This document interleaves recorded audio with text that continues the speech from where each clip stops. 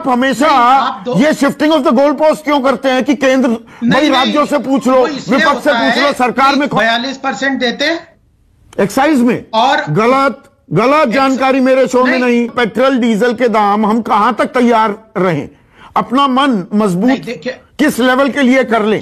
मैं हूं यासर मलिक, आप देख रहे हैं YS3 न्यूज। अगर आप भी गोदी मीडिया का विरोध करते हैं तो हमारे चैनल को सब्सक्राइब कीजिए, इस वीडियो को लाइक कीजिए और इस वीडियो के बारे में अपनी राय कमेंट बॉक्स में जरूर देकर जाइए। तो गोपाल बाबू, कोई अपर सर्किट है, कोई अपर लिमिट है?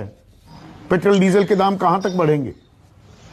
देखिए, पहले तो मैं आपके माध्यम से पूरे देशवासियों को एक बधाई देना चाहता हूं और अभिनंदन और शुभकामनाएं भी देना चाहता हूं कि आज 100 करोड़ से ऊपर का वैक्सीनेशन का हमने एक बड़ा माइलस्टोन पार किया है और यह कोरोना वॉरियर्स और प्रधानमंत्री जी के नेतृत्व में मजबूती से की एक मिसाल है।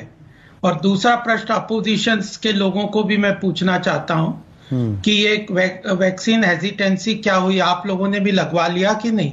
कांग्रेस, सपा, बसपा, इन सब के जो लोग चिंता कर रहे थे तो उन्होंने वैक्सीनेशन लगवाया। एक महंगाई का टीका भी तो लग रहा है, उस पर भी तो बताइए। पेट्रोल डीजल भरा पड़ा है उस टीके में। हाँ, अब मैं बताता हूँ दूसरी बात। आपने अभी एक कैंपेन की बात की, एक्साइज घटाओ, वैट घटाओ, क्यों नहीं कह रहे आप संदीप जी? आप बताओ। दोनों चीजें मैंने बोली। इतने दिनों अच्छा, सब कुछ राज्य करेंगे, वैसे आप वैक्सीनेशन आप करेंगे, केंद्र सरकार की कोई जिम्मेदारी नहीं। ये आप हमेशा ये shifting of the goal post क्यों करते हैं कि केंद्र भाई राज्यों से पूछ लो, विपक्ष से पूछ लो, सरकार में कौन है? मैं आपसे पूछ रहा हूं ना सबसे पहले। संदीप जी, अगर आपका ये होता कि वैट और एक्साइज घटाओ तो मैं ये प्रश्न नहीं पूछता, फिर मैं मानता कि ठीक है आपकी कैंपेन। अब आप कह रहे हैं एक्साइज घटाओ। हाँ, तो देखिए, पहले वैट घटाना चाहिए। जब मैंने स्पष्ट कर दिया कि केंद्र सरकार को, केंद्र की कोई जिम्मेदारी नहीं है, सारी जिम्मेदारी इस देश में अब राज्य सरकारों की है और विपक्षी दलों की है। मैं इस बात को नहीं मानता हूं ना, मैं फॉलो करता हूं सरकार। हमने आपको चुना, सवाल आपसे पूछूंगा। बस सवाल पूछे ना, जवाब भी सुनिए। मैं कह रहा हूं कि जन कल्याणकारी योजनाओं की जिम्मेदारी फेडरल स्ट्रक्चर में उसको फाइनेंस करने की केंद्र सरकार की है। कोविड के बाद फिस्कल स्टिमुलस देने की जिम्मेदारी केंद्र सरकार की है। 30 लाख करोड़ का पैकेज देना है, वैक्सीनेशन देनी है, ऑक्सीजन सप्लाई करना, हॉस्पिटल बनाने, मेडिकल कॉलेज बनाने, और फिर प्रदेश सरकारों को भी टैक्स में से हिस्सा दे दो 42%। वैट, जीएसटी का जो कंपेंसेशन है, एक्साइज में कितना पैसा देते हो राज्य सरकारों को गोपाल बाबू? 42% देते एक्साइज में। और गलत जानकारी मेरे शो में नहीं। इनडायरेक्ट टैक्स की बात कर रहा हूं मैं, पूछ रहा हूं एक्साइज 32 रुपए 90 पैसे में से कितने राज्य सरकारों को देते हैं आप?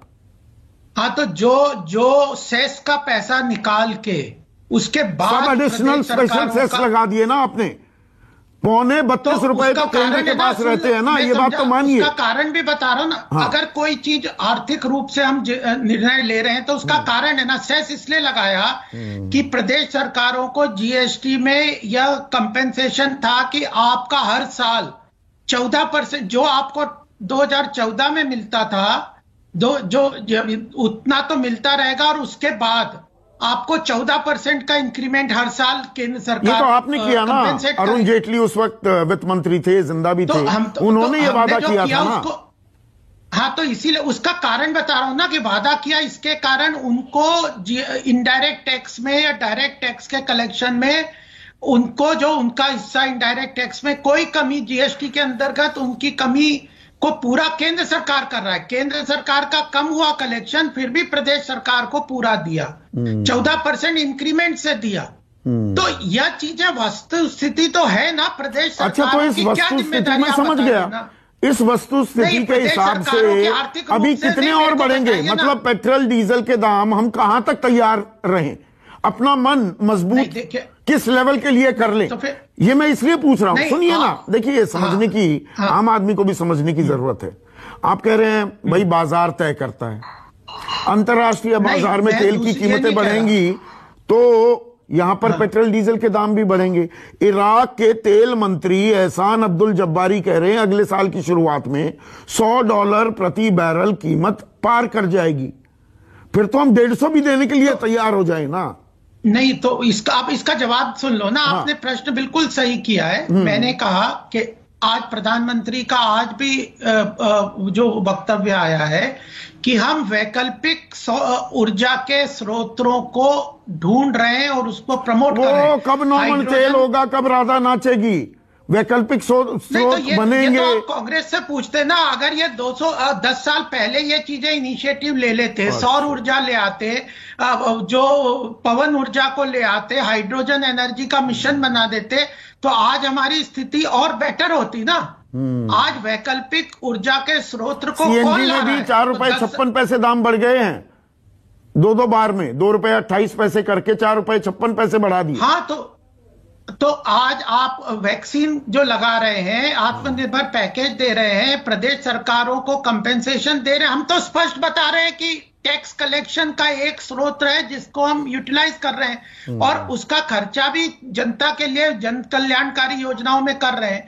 प्रदेश सरकार तो मतलब जब आप नारे देते थे 2014 में बहुत हुई पेट्रोल डीजल की मार, अब की बार मोदी सरकार, आपके समर्थक वो दुनिया भर की रैलियां करते थे, अरे 35 रुपए कर देंगे हम तो पेट्रोल के दाम, यहां तो उसके 3.5 गुने हो गए।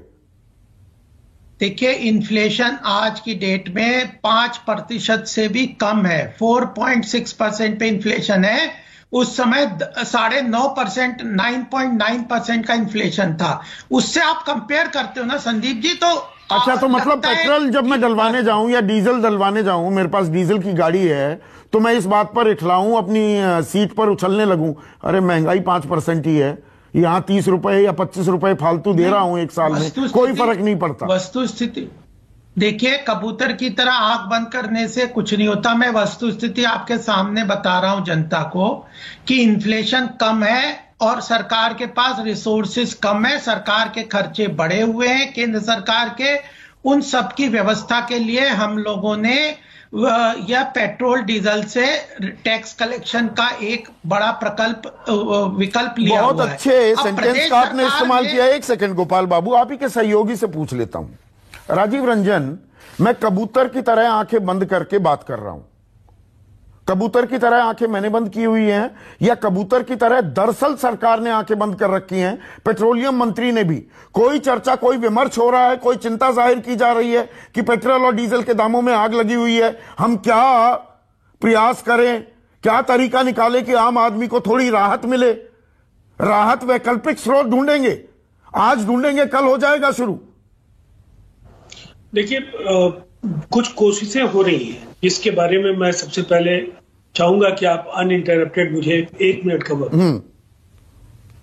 पहली कोशिश यह है कि ओपेक के सेक्रेटरी जनरल के हिंदुस्तान के विजिट के दौरान जो एक कॉन्फ्रेंस में आ रहे हैं, उनके साथ कई ऑयल प्रोड्यूसिंग कंट्रीज के सीईओज भी आ रहे हैं और उनसे 2 चीजें ये लोग बात कर रहे हैं कि प्राइसिंग जो क्रूड ऑयल का है उसको किस तरह से उसको कम किया जा सके और सप्लाई को डिमांड के प्रोपोर्शन के हिसाब से आप बढ़ाने की बात करें।